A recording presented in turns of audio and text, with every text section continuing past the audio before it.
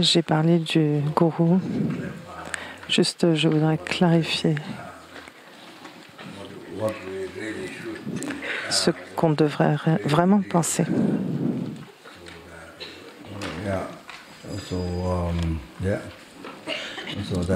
La manière dont on devrait penser. Donc, Lama Tampa, je l'expliquerai demain après-midi. Lama Tampa, c'est le début de la prière, la louange à Bouddha Shakyamuni.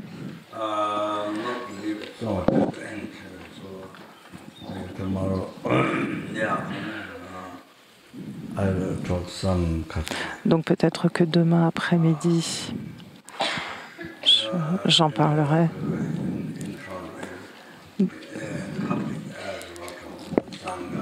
Devant la Sangha, en public. Donc je parlerai de l'importance de garder l'éthique, de préserver l'éthique et les bénéfices, les bienfaits à la préserver et les désavantages à ne pas la préserver. Donc les laïcs aussi devraient bien comprendre tous ces points, même s'ils ne sont pas sangha ordonnés. Il faut qu'ils comprennent les bénéfices et les avantages. Donc, sans parler de la Sangha, bien sûr qu'ils doivent connaître ces points, même les laïcs aussi doivent comprendre, c'est très important, pour qu'ils puissent respecter la Sangha. Parce qu'ils ont la possibilité, l'opportunité de créer, d'accumuler beaucoup de karma positif en respectant la Sangha. Donc respecter la Sangha aide à accumuler ce karma positif. C'est pour ça qu'en Thaïlande, par exemple, au Sri Lanka, en Birmanie, une fois, et ça m'est arrivé de prendre l'avion depuis la Thaïlande jusque je ne me souviens plus où. Il était 6 heures du matin. Je devais me rendre à l'aéroport.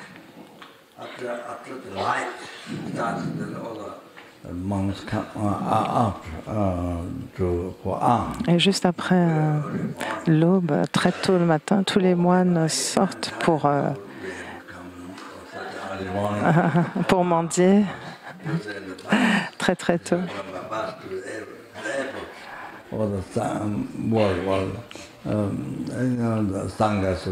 Et je pensais que j'y arriverais pas parce que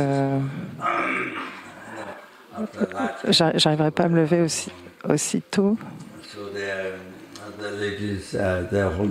Et on était dans le bus pour aller à l'aéroport. Et la Sangha était à l'extérieur, sur la route. Et elle portait des grands paniers remplis d'offrandes, de nourriture. Et sur la route principale, ils offraient à la Sangha, donc ils étaient à genoux avec les plateaux sur leur tête. Ils offraient à la Sangha au Theravada. Et dans les pays Theravada, c'est comme ça qu'ils font. Donc quand la Sangha arrive, il y a énormément de personnes, de laïcs,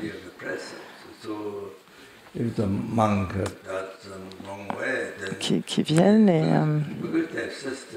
les laïcs savent, ils connaissent les préceptes parce qu'ils ont ce système de prendre les vœux. Les hommes prennent les vœux pour quelques jours parfois, pour 3 semaines, pour 1 mois. Donc les laïcs, les personnes sont très familières avec les vœux et ils savent ce que c'est que d'être membre de la Sangha. Ils connaissent les vœux. Donc s'ils voient les moines se conduire, ne pas bien se conduire, ils savent. Ils le voient tout de suite. Et ils ont beaucoup de respect pour la Sangha. Ils les respectent comme le Bouddha, comme s'ils voyaient le Bouddha. Ils s'agenouillent. C'était vraiment extraordinaire de...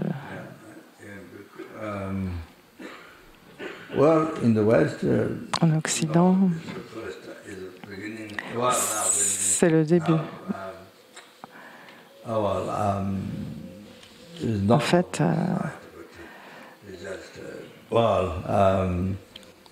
pas partout, c'est pas toute la société, mais petit à petit, les gens prennent conscience en Occident de ce qu'est la Sangha bouddhiste. Petit à petit, ça devient de plus en plus connu, mais comme c'est nouveau en Occident, ça prend du temps. Et il y a encore beaucoup de gens qui ne connaissent pas ce qu'est la Sangha bouddhiste, parce que la culture est très différente, même à l'opposé.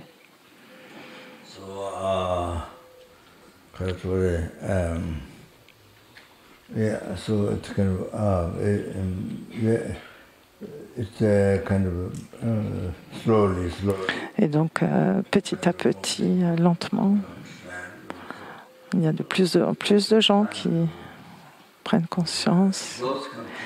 Et ça prend du temps.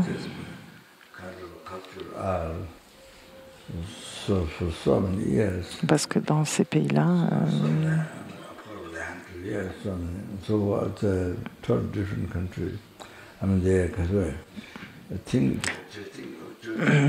oui, c'est complètement différent dans nos cultures en Occident.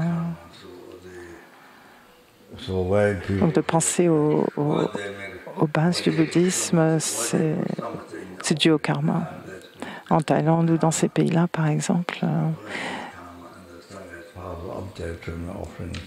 Donc pourquoi est-ce qu'ils mettent autant d'efforts à faire des offrandes, etc.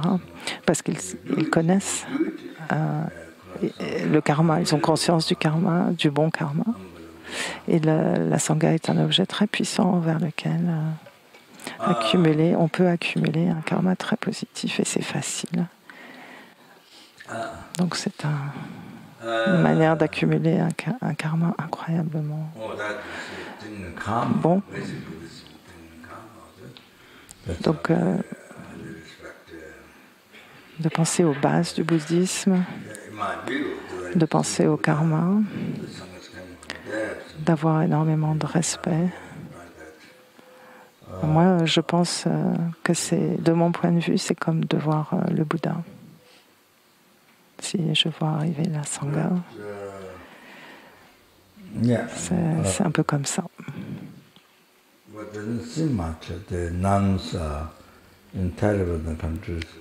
Mais on ne voit pas beaucoup de moniales dans les pays Theravada. J'ai vu quelques moniales au Sri Lanka, à Kandy. Mais on dirait qu'il y en a beaucoup moins.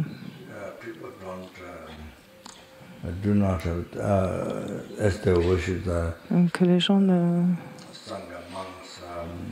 vénèrent pas autant les moniales que les moines.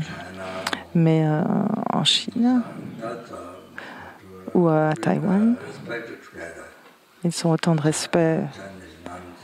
Ils respectent autant les moniales que les moines. Et c'est pour ça qu'il y a beaucoup de moniales à Taïwan.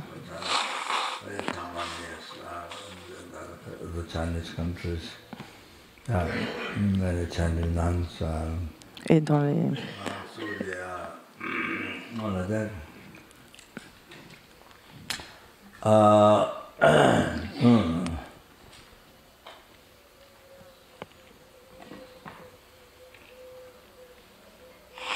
Dans les pays où il y a beaucoup de communautés chinoises, il y a plus de moniales.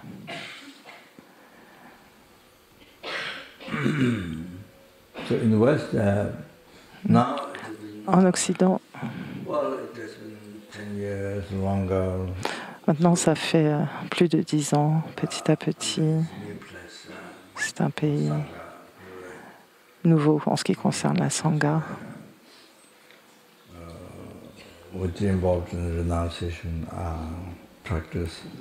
Ce qui implique de pratiquer le renoncement.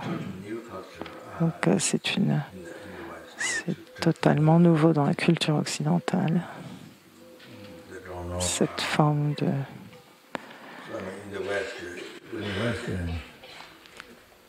En Occident, il y avait des gens en Angleterre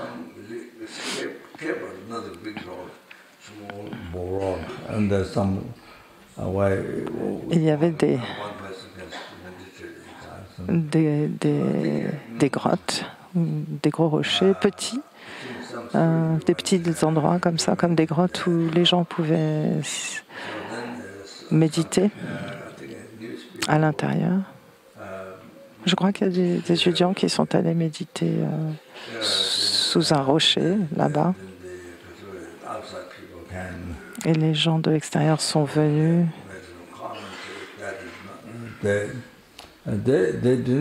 Et ils ont fait des remarques parce qu'ils ne savaient pas de quoi il s'agissait vraiment. Ils pensaient qu'il y avait quelque chose qui n'allait pas avec l'esprit de la personne.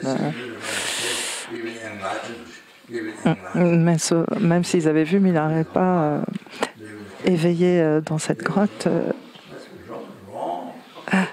Et ils auraient pensé qu'il y avait quelque chose qui n'allait pas avec lui, qu'il était malade, même s'il était éveillé. Et ils auraient pensé le mettre dans un hôpital psychiatrique, dans une institution, dans un hôpital psychiatrique. Et donc, c'est vraiment pas habituel et c'est même anormal de voir des gens méditer dans des grottes en Occident. Mais en France, quand Kyabje Songkri Rinpoche est venu pour la première fois, il est venu donner des initiations tantriques, des commentaires aussi. Il y avait un endroit très ancien où des nonnes, des moniales chrétiennes venaient faire des retraites. Et on a eu un Rinpoche enseigné là-bas. Et sur le flanc de la colline, il y avait une moniale qui avait vécu pendant 30 ans dans une grotte à cet endroit-là. Mais c'est très très rare. Très très rare dans la tradition chrétienne. Il y avait une moniale qui avait habité là pendant 30 ans dans une grotte sur le flanc de la colline.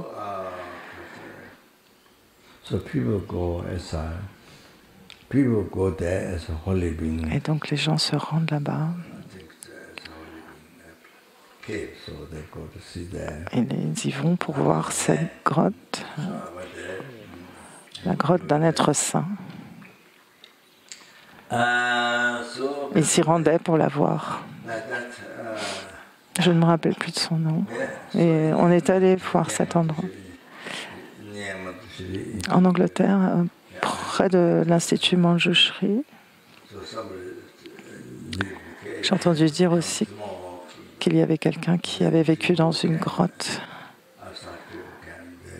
dans une petite grotte, et que les gens de l'extérieur étaient venus et avaient immédiatement pensé qu'il y avait quelque chose qui n'allait pas avec cette personne, qu'il avait des problèmes, qu'il était un peu fou.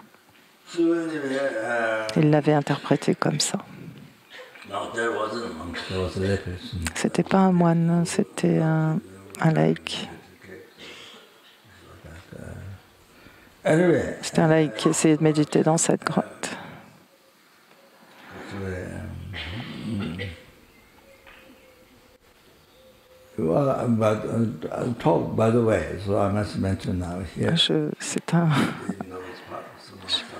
Je dis ça en aparté, tout ça, même si ça fait partie du sujet, mais c'est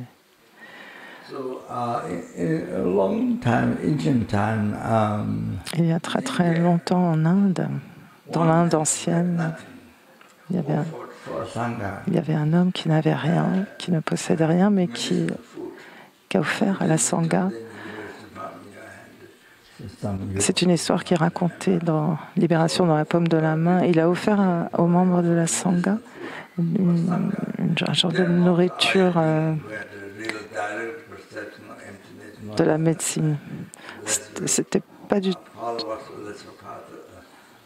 Il l'avait offert à des. C'était des sanghas, des membres de la sangha ordinaires, pas des arhats, pas des gens qui avaient réalisé la vacuité directement, mais c'était des gens qui vivaient dans leurs vœux.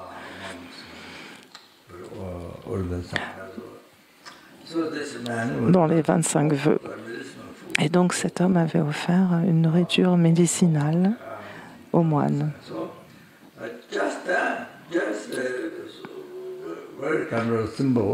Et juste par cette offrande très simple, le résultat qu'il a pu dont il a pu faire l'expérience dans la vie prochaine, en fait, il est rené, il est devenu roi.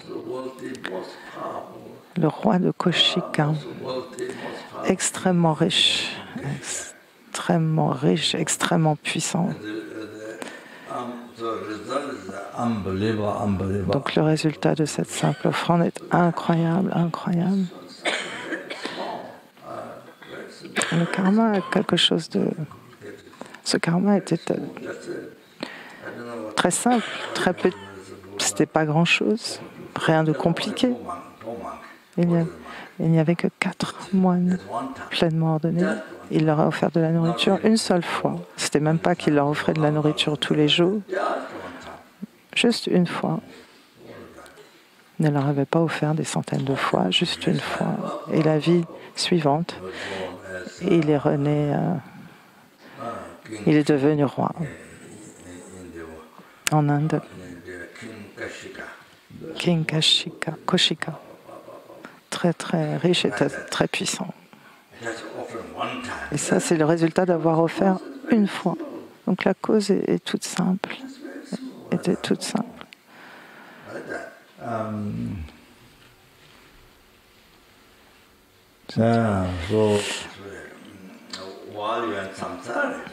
Donc là, quand on est dans le samsara, c'est comme ça. Donc ça dépend aussi de votre motivation.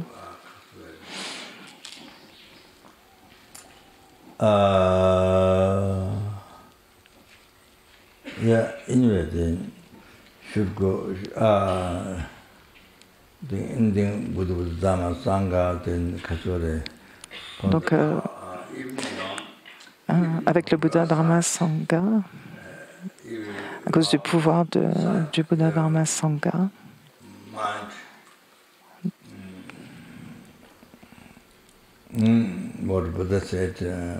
ce que vous pensez, quel que soit, le Bouddha a dit, les phénomènes sont créés par l'esprit, sont produits par l'esprit. L'esprit est la cause principale. Et donc il y a d'abord la motivation, l'esprit, puis il y a l'action. Les actions du corps, de la parole, de l'esprit, etc. Et alors, c'est là que l'action devient dharma. Parce qu'il y a d'abord l'esprit.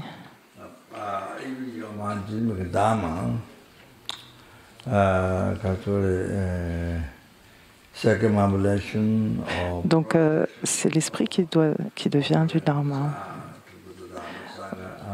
Donc, en ce qui concerne le Bouddha, Dharma et Sangha, même si votre esprit n'est pas transformé dans le Dharma, les circumambulations, les prosternations, les offrandes au Bouddha, Dharma, Sangha, aux stupas, aux écritures, aux statues, etc. Tout cela, faire des offrandes, même si l'esprit n'est pas dans le Dharma, par le pouvoir de l'objet sacré, toutes ces actions deviennent des causes de l'éveil.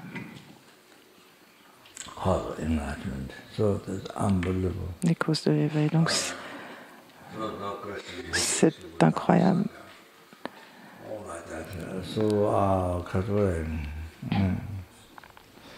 So, example like that, unbelievable.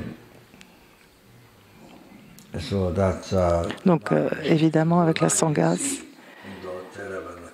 donc vous pouvez voir maintenant pourquoi dans ces pays où ils pratiquent le Theravada, et ils respectent les moines comme si c'était le Bouddha. Ils ont un respect incroyable envers les moines. Et ils créent énormément de karma positif en faisant des offrandes de nourriture, etc.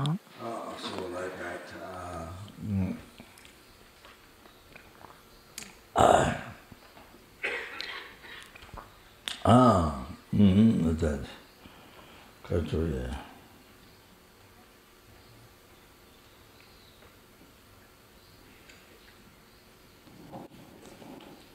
I think it's perhaps. Je crois que peut-être. Yes, Tibet had respect for Sangha, of course. Oui, au Tibet, il y a ce respect pour la Sangha, bien sûr, mais je crois que parfois, dans la tradition de Theravada, il y a même encore plus de respect. Parce que ça fait des centaines d'années, probablement des centaines d'années qu'ils comprennent le karma. Créer la vertu avec comme support les objets sacrés. Dans ces pays-là, c'est quelque chose qui existe depuis très très longtemps. Quelque chose où ils s'engagent depuis très longtemps.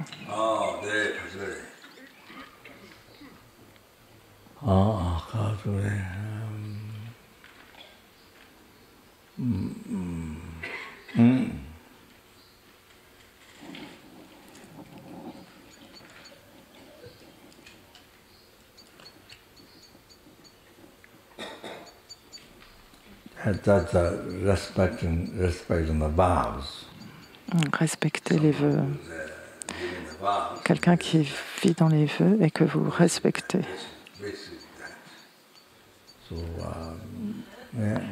C'est ça. Le nombre de vœux qu'il ou elle respecte. Donc que ce soit Getsul, Gelong, les 36 vœux ou les 253 vœux pour les moines pleinement ordonnés et pour les moniales pleinement ordonnés, les Gelongma. Je crois que c'est 363 vœux.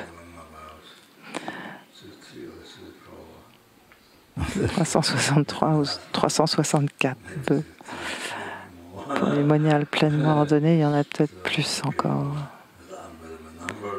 Donc les Gelongma, les moniales pleinement ordonnées, ont un nombre de vœux incroyable.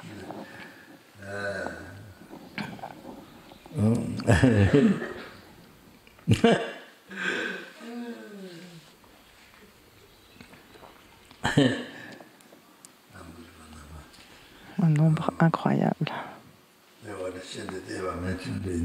Shantideva dit dans le Bodhisattva Charyavatara,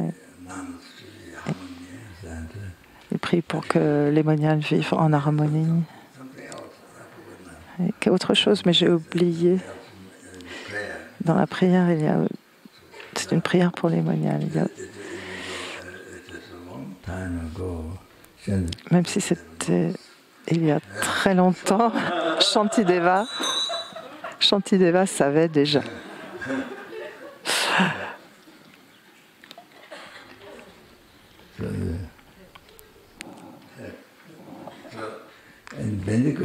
À Bendigo,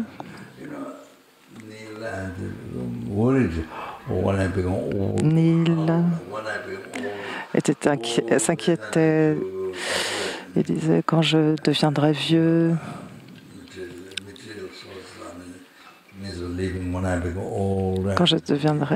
comment est-ce que je vais faire pour survivre? Je n'ai pas de ressources matérielles. Neil pensait à ça. Je pense que ce n'est pas toute la Sangha qui pense comme ça, mais il y en a quelques-uns qui s'inquiètent pour leur grand âge. Alors j'ai pensé construire une maison à Bendigo pour les moines et les moniales plus âgés, pour qu'ils puissent vivre dans cette maison, qu'on puisse s'occuper d'eux. Je voulais construire quelque chose, mais les nonnes, les moniales ont dit qu'elles préféraient rester là où elles étaient. Quand on a fait un meeting, une réunion pour parler de ça, elles disaient qu'elles ne voulaient pas habiter dans une maison comme ça. Elles préféraient rester là où elles étaient. C'était comme ça. C'est pas que j'ai pas essayé, mais j'ai essayé, mais c'était comme ça. C'est pas facile.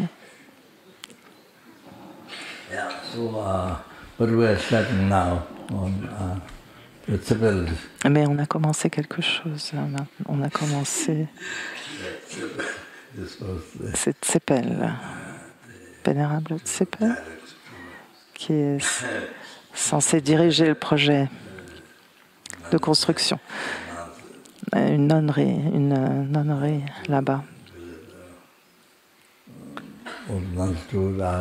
Pour les moniales âgées, qu'elles aient un endroit où aller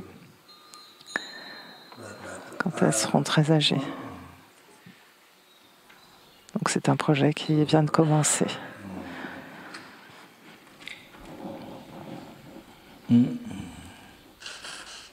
So that Buddhism is new in the West. Donc le bouddhisme est nouveau en Occident. Il n'est pas nouveau dans le monde, mais il est nouveau en Occident, pour l'Occident. Only little people know. Il y a seulement... Il n'y a que peu de gens qui connaissent le bouddhisme. Mais petit à petit, il y a de plus en plus de gens qui étudient le bouddhisme.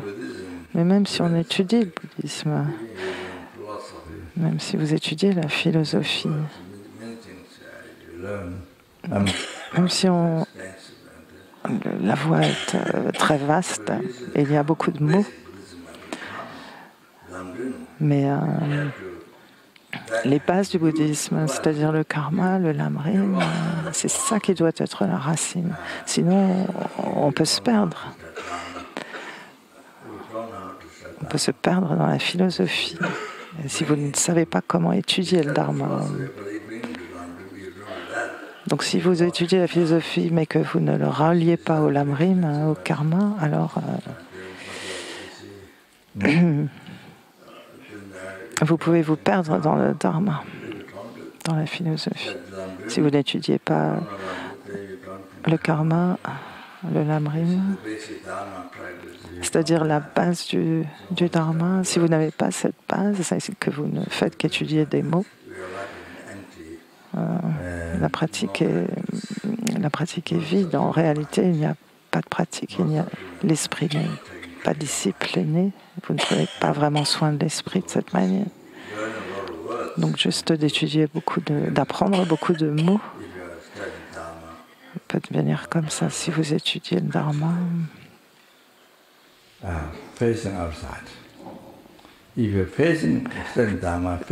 Si vous étudiez, il y a deux expressions. Il y a une expression qui dit si vous étudiez le dharma en faisant face à l'extérieur, ou vous étudiez le dharma en faisant face à l'intérieur.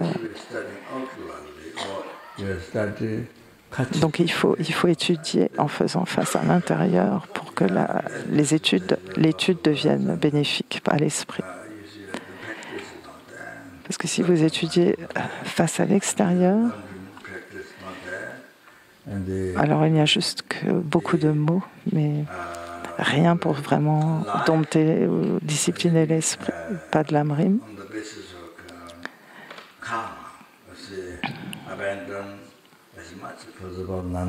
Donc s'il faudrait, c'est vivre sa vie sur la base de la connaissance du karma et d'abandonner la non-vertu le plus possible, de pratiquer le bon karma, la vertu, créer les causes du bonheur, créer les causes de l'éveil,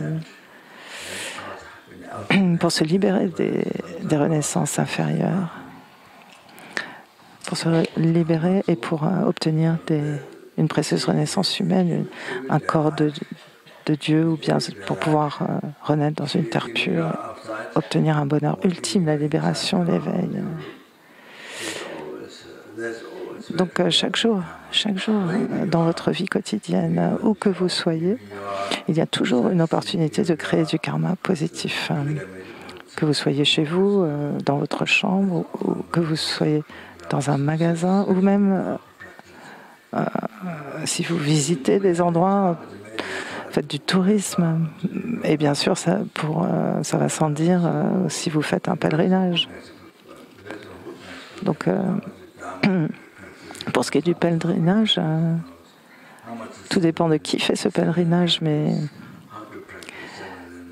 la quantité de karma, de mérite que vous pouvez obtenir dépend de la manière dont vous faites ce pèlerinage, de la quantité de dharma que vous connaissez, que vous pouvez mettre en pratique. Par exemple, la prière en 7 branches.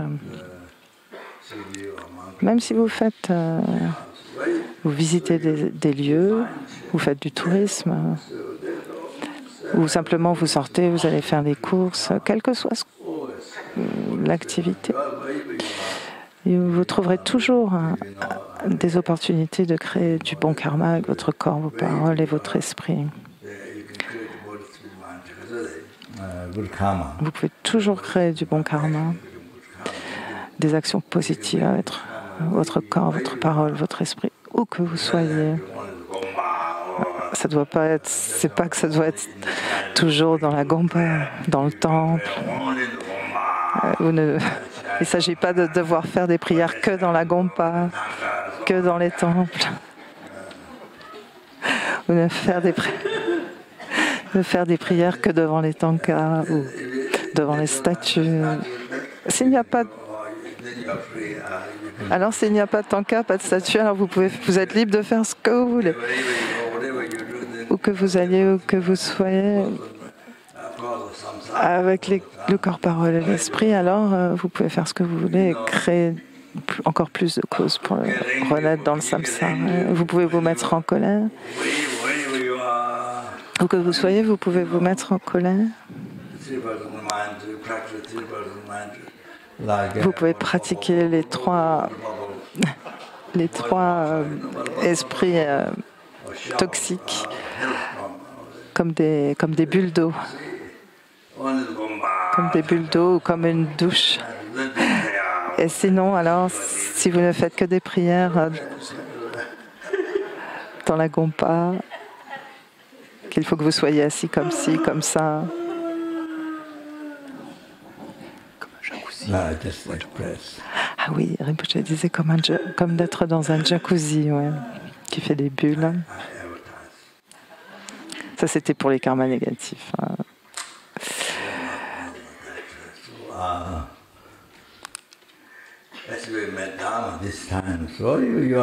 Donc, puisque vous avez rencontré le Dharma cette fois, quel que soit...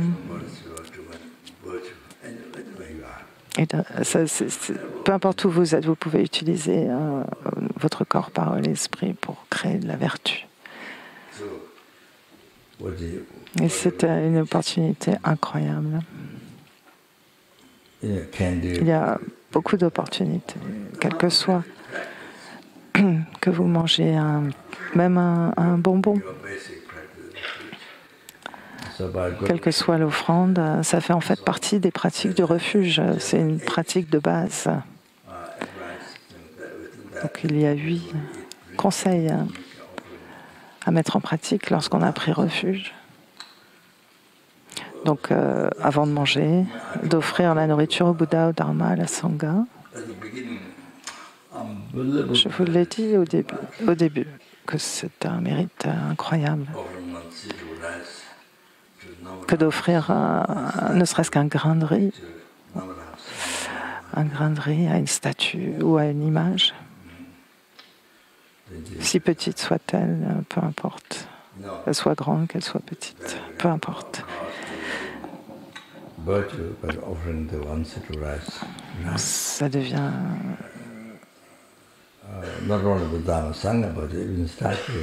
pas seulement d'offrir un simple grain de riz, pas seulement au Bouddha, au Dharma ou à la Sangha, mais même à une statue, à une image de Bouddha, qu'elle soit petite ou grande, devient la cause de se libérer.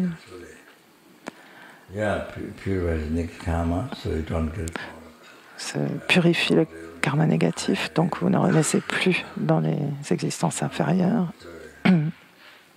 Et vous créez les causes de renaître dans les existences supérieures ou dans une terre pure. Donc chez les dieux, chez les humains. Et n'oubliez pas ce que j'avais dit aussi, que c'est la cause de faire l'expérience du bonheur, que c'est grâce à cela en fait qu'on a fait l'expérience du bonheur depuis nos vies sans commencement. Ne l'oubliez pas. Et c'est aussi ce qui sera la cause de faire l'expérience du bonheur dans le futur. Donc ne l'oubliez pas, c'est important. Donc d'offrir ne serait-ce qu'un grain de riz. Et puis bien sûr, c'est la cause d'actualiser la libération, le nirvana, de se libérer du samsara, d'obtenir le bonheur ultime et d'actualiser un bonheur illimité, un bonheur infini. Donc la cessation totale des obscurcissements et donc de cesser tous les obscurcissements grossiers et subtils, ce qui interfère avec l'éveil, avec l'état d'omniscience. Et puis vous parachevez toutes les qualités, vous atteignez Sangye, le Bouddha, l'état de Bouddha, qui vous permet d'être bénéfique à une infinité d'êtres et de les libérer des océans de souffrance dans le samsara. Pas seulement ça, vous les libérez des souffrances, mais vous les établissez aussi dans l'éveil. C'est vraiment incroyable, incroyable.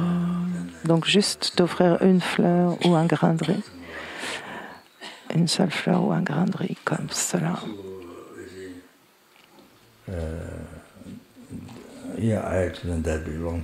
Donc je l'avais déjà expliqué il y a longtemps. J'avais déjà donné cet exemple d'offrir la nourriture avant de manger. Ça fait partie des 8 conseils du refuge. Il y a tellement de méthodes, de moyens de créer du karma positif, ou que vous soyez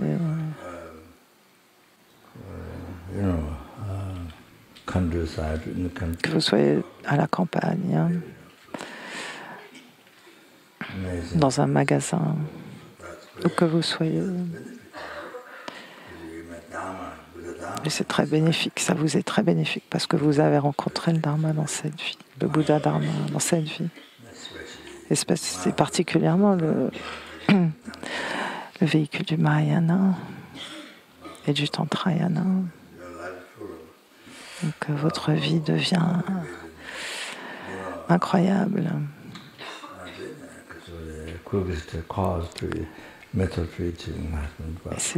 Vous pouvez créer les causes qui vous mèneront rapidement à l'éveil, qui vous permettront d'actualiser rapidement l'éveil.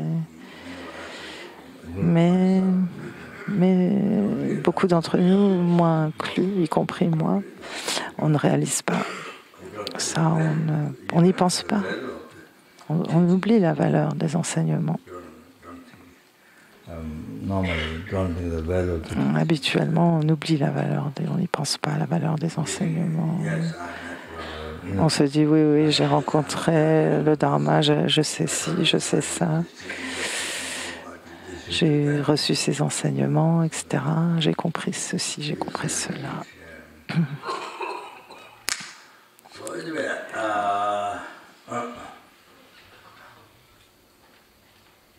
J'ai fait des retraites, etc. Donc les offrandes faites à la Sangha, c'est extraordinaire.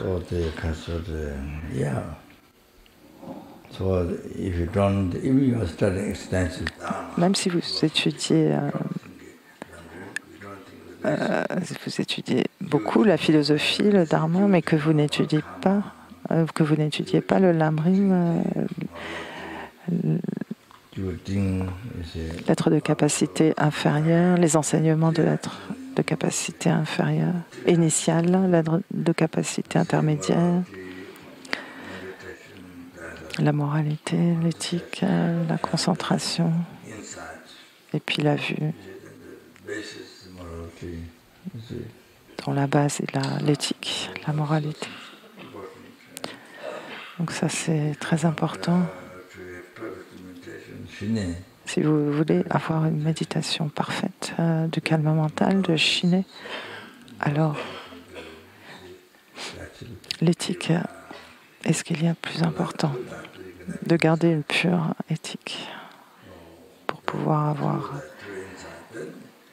des réalisations de la vue. Et c'est de cette façon que vous pouvez obtenir une réalisation directe de la vacuité et que vous pouvez actualiser la voie de l'arya et de faire cesser les causes du samsara, de faire cesser les empreintes, les graines des obscurcissements et du karma. Sinon, c'est pas possible.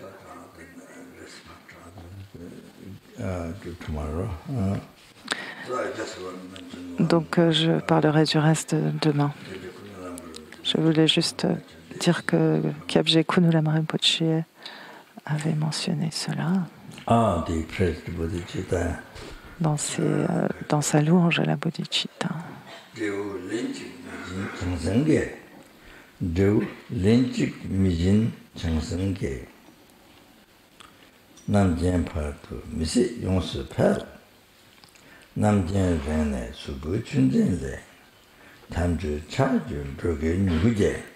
Il a mentionné ça dans un commentaire sur le Bodhisattva Charyavatara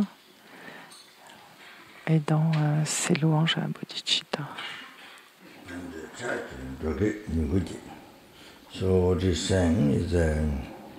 Donc ce qu'il dit,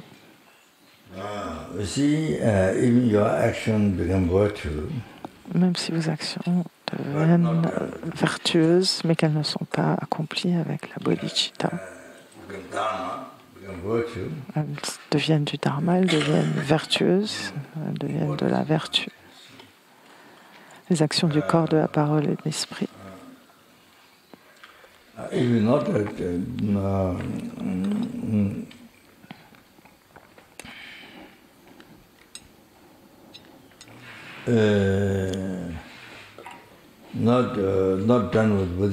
Mais si elles ne sont pas faites avec bodhicitta, ce qui se passe, même si le résultat est le bonheur, ça ne se produira qu'une seule fois. Elles ne produiront des causes de bonheur qu'une seule fois. Elles ne feront l'expérience de ce résultat heureux qu'une seule fois. Et ça n'est pas continu. Comme le plantain. C'est le plantain, non? L'arbre plantain, le bananier. Donc ça serait comme un bananier. Il y a différentes significations à ça, mais en gros, le fruit, une fois qu'il a produit son fruit, il meurt. Il n'y a pas de fruit qui repousse de ce même arbre. Une fois qu'il a produit son fruit, il meurt. L'arbre meurt. Je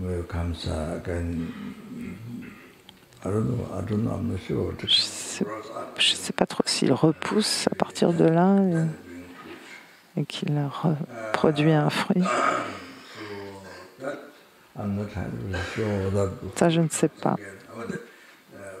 Je ne sais pas si l'arbre repousse à cet endroit même, mais une fois que le vieil arbre a pourri, est-ce qu'il repousse? Je ne sais pas.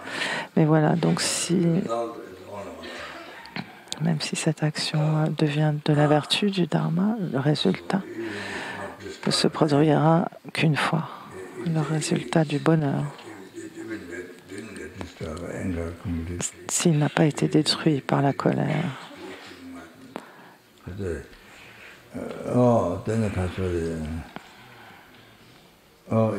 Parce que si les mérites n'ont pas été dédiés, de ces actions n'ont pas été dédiées à l'éveil, à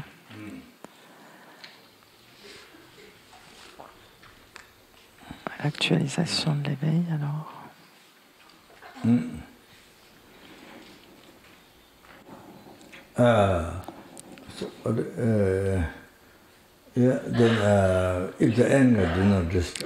Si la colère n'a pas détruit les mérites, si vous n'avez pas dédié les mérites à l'atteinte de l'éveil pour les êtres, ce qui peut se passer, c'est que quand la colère s'élève, elle détruit complètement les graines de vertu, comme si c'était des grains de riz brûlés, des grains de riz calcinés. Donc, même si ces actions auraient pu devenir de la vertu, si elles n'ont pas été dédiées à l'atteinte de l'éveil, elles peuvent être complètement détruites par la colère. Si vous ne faites pas d'effort dans la pratique de la patience chaque jour, alors la colère peut s'élever n'importe quand. Parce que nos esprits en ont pris l'habitude depuis des vies sans commencement.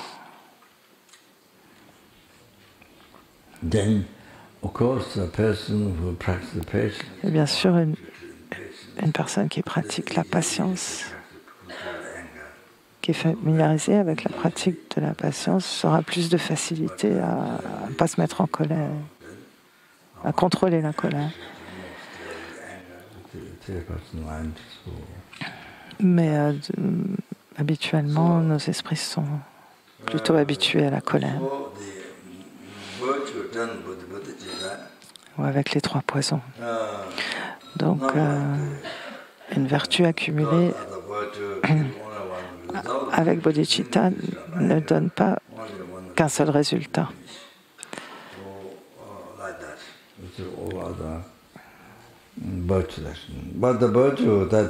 Donc la vertu qui est accumulée qui est dédiée à l'atteinte de l'éveil avec bodhicitta, alors cette vertu s'accroît. Elle ne s'arrête jamais. Elle est inépuisable. Elle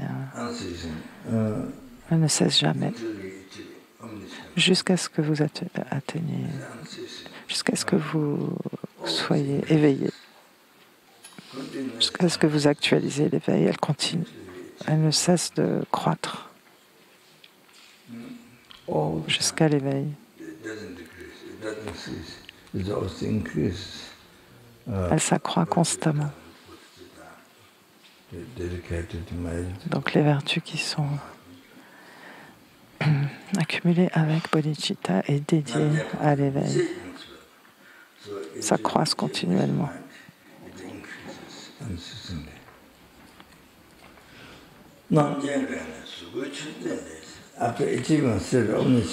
Après avoir atteint l'état d'omniscience, le Dharmakaya, la sagesse primordiale du Dharmakaya, et puis la sagesse primordiale du Svabhavivakaya, la nature ultime.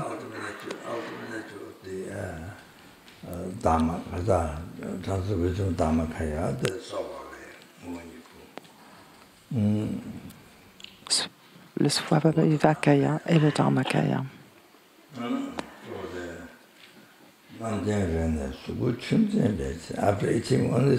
Donc après avoir atteint l'éveil, à partir du Rupakaya, après avoir parachevé l'omniscience. À partir du Rupakaya et du Dharmakaya. From the water holder, the cloud, poetry. Ah oui, c'est une façon c'est une manière poétique de dire un nuage, celui qui contient l'eau, le réceptacle d'eau. Chudzin. C'est un nom poétique pour un nuage.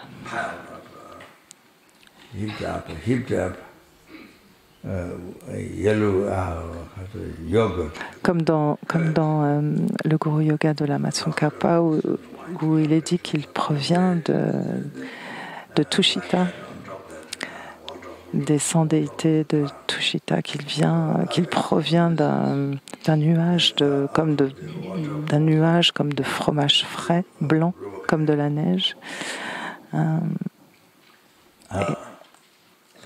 ou qu'il provient d'un nuage.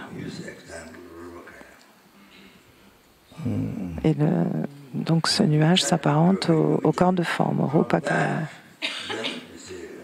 Et à partir de cela, une pluie de dharmas, depuis ce nuage, une pluie de dharmas se déverse. Donc depuis le corps du Bouddha, le Rupakaya, qui est semblable à un nuage, une pluie de dharmas s'écoule.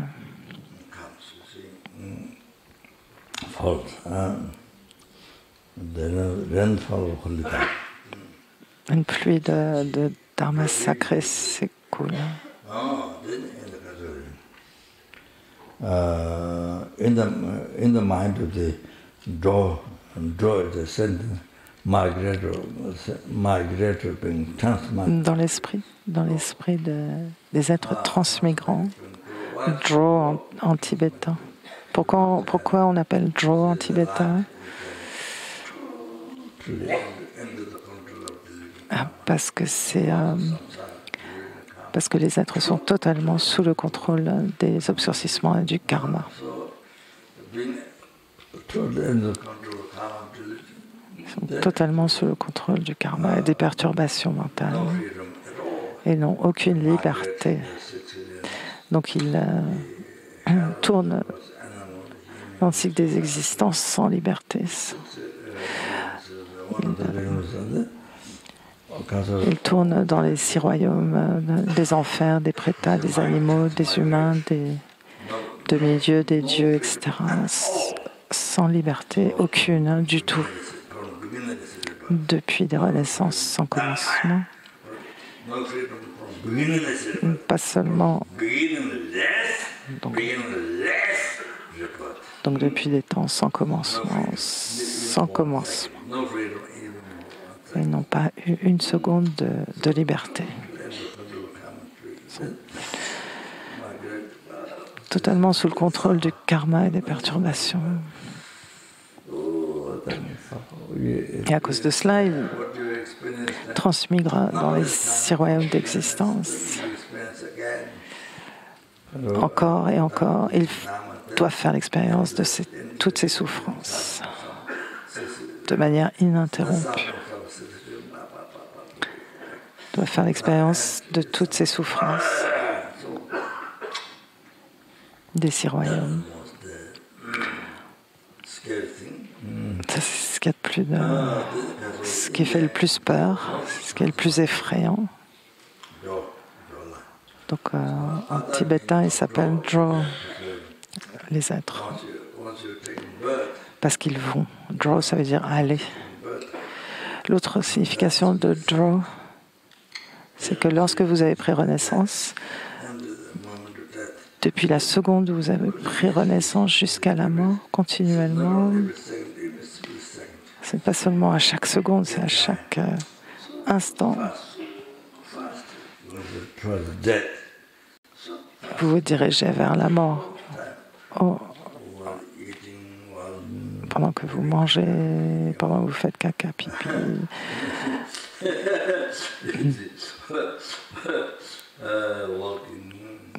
En marchant, en dormant, sans interruption, on se dirige vers la mort. Donc, draw, c'est la signification de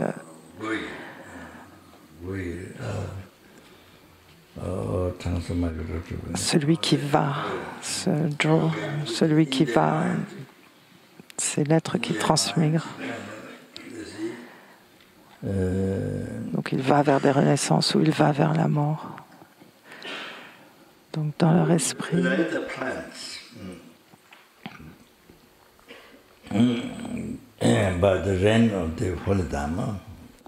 donc dans leurs esprits, comme des plantes arrosées par la pluie du Dharma sacré.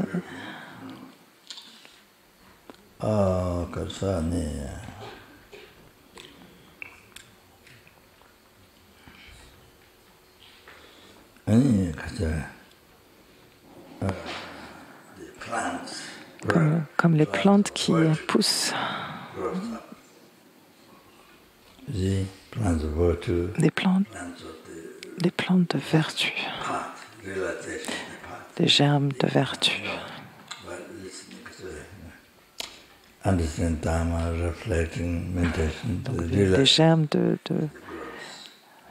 de réalisation de la voie, de la compréhension du Dharma, de l'écoute, de la contemplation, de la méditation, de réalisation. Tout cela pousse. Donc ça pousse dans l'esprit des êtres. Et elle se développe jusqu'à l'éveil total.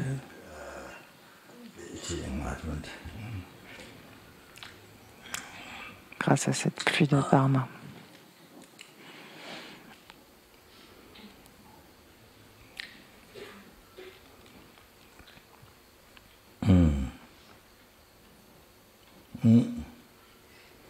So ultimately, you see, then bring sentence.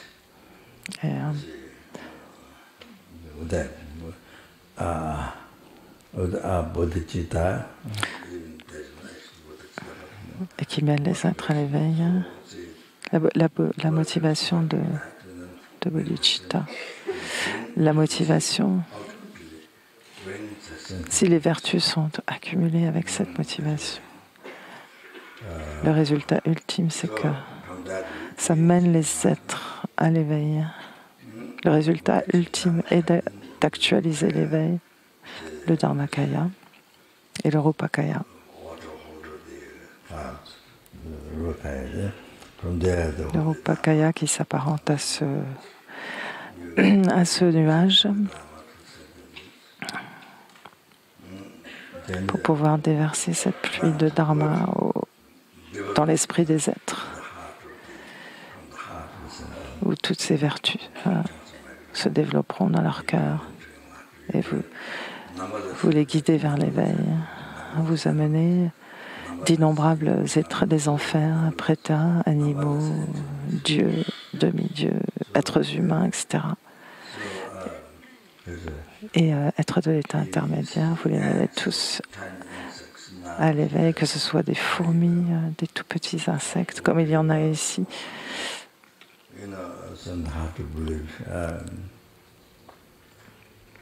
C'est quelque chose de difficile, d'à peine croyable, de penser que tous ces êtres, vous les menez à l'éveil avec cette bodhicitta que vous avez générée maintenant. Vous avez accumulé ces vertus. Vous la dédiez à l'actualisation, à l'atteinte de l'éveil.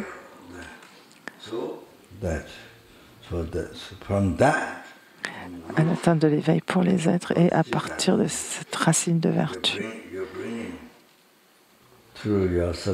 Cette racine de vertu qui vous permet donc à travers vous de mener tous les êtres, chaque être que vous percevez, que ce soit à l'intérieur d'une fleur ou autour de vous, sur la table, autour de vous, que ce soit à l'intérieur, à l'extérieur, où que ce soit, les oiseaux, les chiens, les chats, vous les amenez à l'éveil.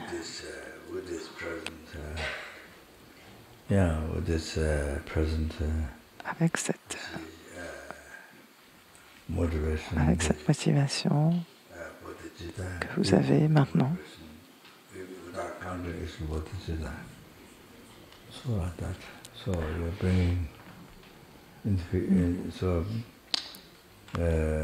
En fait, juste avec la motivation, sans même parler de la bodhicitta proprement dite, juste avec cette motivation,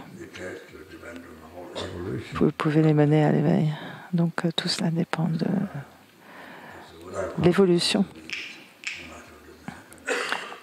Car sans les causes et les conditions, l'éveil ne survient pas. Vous pouvez voir.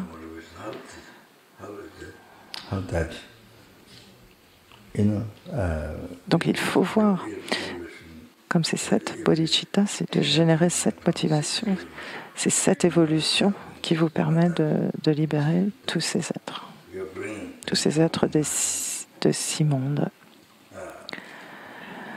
et de les mener à l'éveil. Et donc ça vous rend... Vous devenez l'être le plus heureux. Vous pouvez voir à quel point votre vie est bénéfique aux êtres avec la bodhicitta.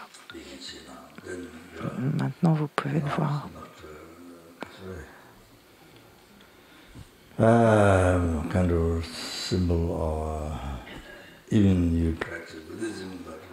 Voilà. Maintenant, la vie, même si vous même si vous pratiquez le bouddhisme,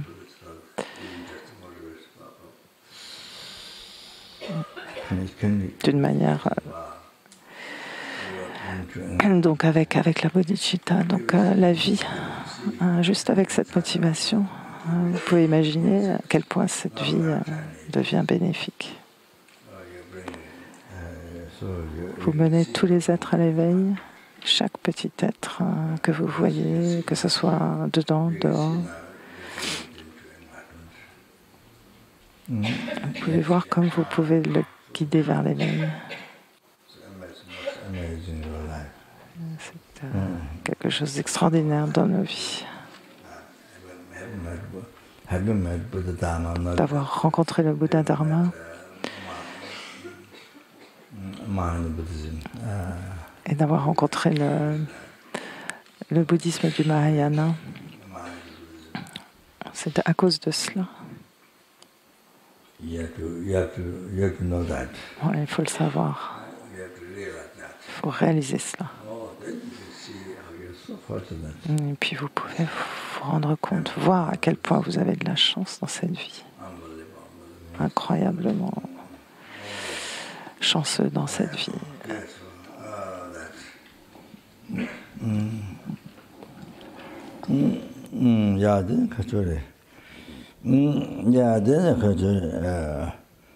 Most free number of sentient beings, most precious, most wishful. On doit libérer d'innombrables êtres vivants qui sont très précieux, qui sont les plus chers, qui sont comme des joyaux qui exaucent les soins, et les amener à l'éveil, les libérer des souffrances, les amener à l'éveil le plus rapidement possible.